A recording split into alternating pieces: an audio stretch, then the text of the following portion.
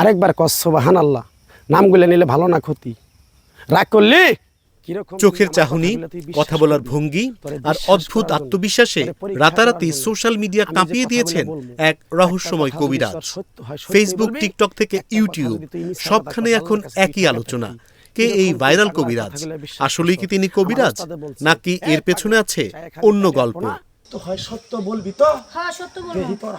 Public প্লেসে দাঁড়িয়ে একেবারে বাস্তব কবিরাজের মতো অভিনয় করেন তিনি। তার সংলাপ, কথা ঠিক না বেঠিক, রাগ করলা, এখন পরিণত হয়েছে ভাইরাল ট্রেন্ডে। এই ডায়লগ ব্যবহার করে তৈরি হচ্ছে শত শত মিম, ভিডিও আর রিলস। নেটিজেনদের কাছে যেন নতুন এক ভাইরাল সেন্সেশন। আল্লাহর কাছে ঠেকা থাকতি, কথাটা কি কইছি বুঝতে পারছো? রাগ করলি? তবে ভাইরাল হওয়া এই ব্যক্তি কোনো কবিরাজ নন। তার আসল নাম ইমান আলী। পেশায় তিনি একজন অভিনেতা। প্রায় 2 যুগ আগে পরিবারের সঙ্গে লালমনিরহাট থেকে জীবনের সন্ধানে গাজীপুরে আসেন তিনি। বর্তমানে গাজীপুরের মৌচাক এলাকাতেই স্থায়ীভাবে বসবাস করেন।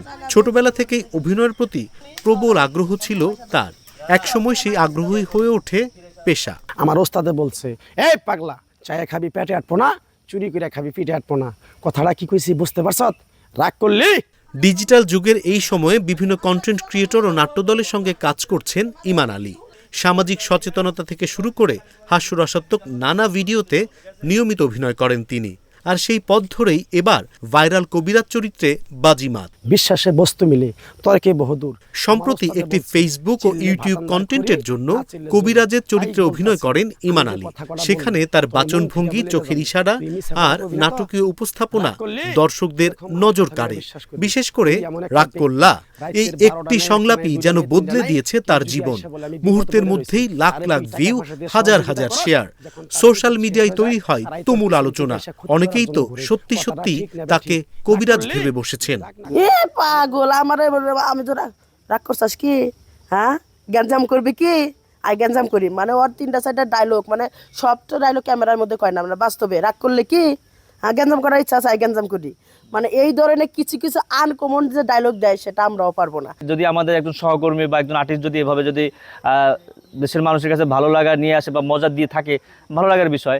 আর সবচেয়ে বেশি ভালো লাগছে যে ডায়লগটি দিয়েছে, রাগ করলা কি, মানে এরকম যে কথাগুলো বলে এগুলো তিনি আমাদের সাথেও কন্টিনিউ বলে আর কি। হ্যাঁ, যে কোনো ইয়ার মাধ্যমে দেখা যাচ্ছে আপনি রাগ হয়ে আছেন, দেখা যাচ্ছে এই কথা শুনলো আপনার কিন্তু রাগ পানি হয়ে যাবে এমন একটা কিছু।